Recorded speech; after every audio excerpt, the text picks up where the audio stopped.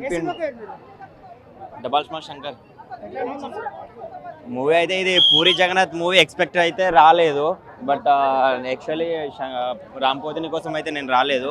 Puri movie అంటేనే వచ్చినాను. But అంత మూవీ ఏం లేదు, అంటే ఆయనకు తగ్గినట్టు మూవీ లేదు, ఆయన ఆ రేంజే వేరే. బట్ మూవీ అయితే కంప్లీట్గా బాగుంది, కంటెంట్ అయితే సేమే ఉంది, అంత డిఫరెంట్ ఏం లేదు.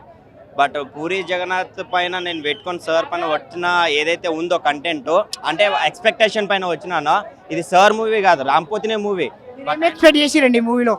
అంటే కొంచెం కంటెంట్ వేరే డిఫరెంట్గా ఉంటుంది, మంచిగా ఉంటుంది అని వేరే లెవెల్లో అనుకొని వచ్చినాను. యాక్చువల్లీ రాంపోతిని కోసం కానీ, దానిలో హీరోయిన్ కోసం కానీ, ఐటెం కోసం కానీ. బట్ కంప్లీట్గా మాస్ మూవీ అండ్ కంప్లీట్గా రాంపోతిని అయితే ఎట్లా యూజ్ చేసుకోవాలో యూజ్ చేశారు కానీ, బట్ కంప్లీట్గా కంటెంట్ వేరే ఉంటే బాగుండేది.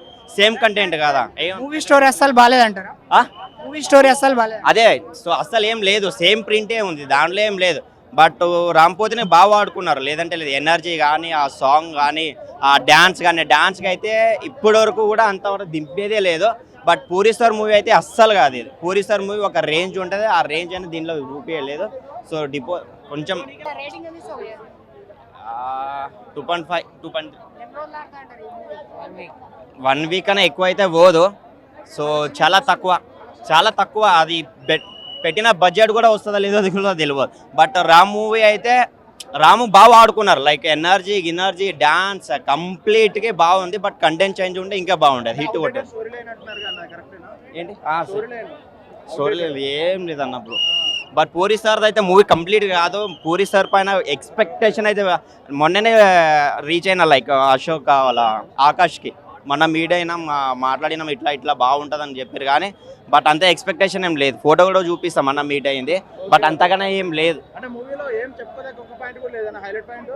హైలైట్ పాయింట్ అంటే లైక్ స్క్రీన్ ప్లే కొంచెం బెటరు. బట్ రాంపోతినికి ఏదైతే ఎనర్జీ ఉందో, ఆ ఎనర్జీ తగ్గినట్టు కంటెంట్ లేదు. సినిమా అయితే డిజాస్టర్ అన్న.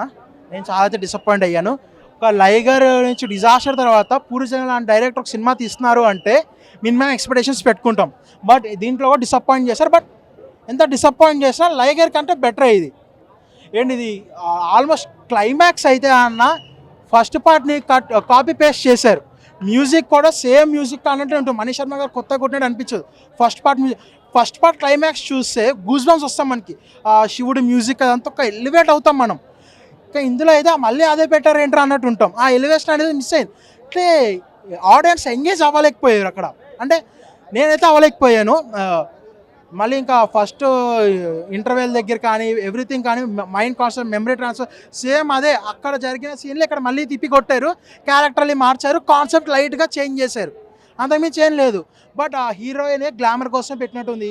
హీరోయిన్ కూడా ట్విస్ట్ పెట్టారు కానీ ఆ ట్విస్ట్ కూడా పెద్ద గొప్ప అవసరం లేని ట్విస్టే అది కూడా. అండ్ ఆ క్లైమాక్స్ అయితే కాపీ పేస్ట్ చేసినట్టు. సాంగ్స్ గురించి నేను మాట్లాడను. నిన్నటి మీద టైటిల్ సాంగ్ పర్లేదు, బిగ్ బుల్ ఓకే ఉంటుంది కానీ మధ్యలో 2 సాంగ్స్ వస్తాయి. అయితే దాని గురించి అసలు నాకు ఈ సినిమా ఓటీటీలో చూస్తే 10 సెకండ్స్ స్కిప్ చేసేయచ్చని బాగుండేది అనిపించింది నాకైతే. లేదు భయ, చాలా డిసప్పాయింట్.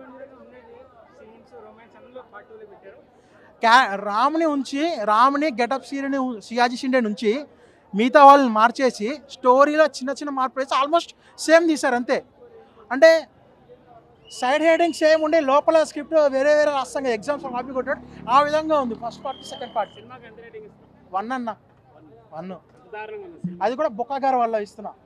సినిమా అంత ఒక ఎత్తు అయితే బొక్క గారి క్యారెక్టర్ ఒక ఎత్తు. ఎందుకంటే ఆ క్యారెక్టర్ సినిమాని డైవర్ట్ చేస్తుంది. అది కూడా గొప్పగా. అసలే సినిమా అంతంత ఇరిటేటింగ్ ఉంటాము, ఈ డైవర్షన్ ఏంటో అనుకుంటాం, కానీ డైవర్షనే బాగుంది సినిమా కంటే. ఆలీగారి క్యారెక్టర్ బాగుంది కానీ ఆలీగారి క్యారెక్టర్కి జస్టిఫికేషన్ లేదు. క్లైమాక్స్లో బొక్క గారు ఏమయ్యారో చెప్పలేదు. ఆ బొక్క గారు ఏమయ్యారో చెప్పాలి అసలు ఫస్ట్. వద్దన్న, చెప్పకపోయినా పర్లేదు, బొక్క గారు నాకు పార్ట్ 3 వద్దన్న. బొక్క గారు అంతే హైలైట్, ఏం లేవు ఎలివేషన్లు కానీ. సాంగ్స్ గురించి మాట్లాడను. స్టోరీ యాజ్ ఈజ్ చిన్న మార్పులు చేసి మనం స్కూల్లో సైడ్ హెడ్డింగ్లు రాసి కంటెంట్ ఎట్లా మారుస్తామో అట్లానే సేమ్ దించేస్తారు ఆల్మోస్ట్. ఇంకా క్లైమాక్స్ అయితే లిటరల్లీ కాపీ పేస్టే.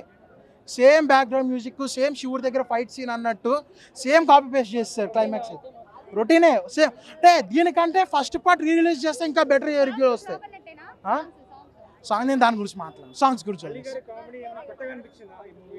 కొత్తగా లేదు కానీ సినిమాని డైవర్ట్ చేసి కొంత హెల్ప్ చేశారు అన్నట్టు అనిపించింది అలీ గారు, అంతే.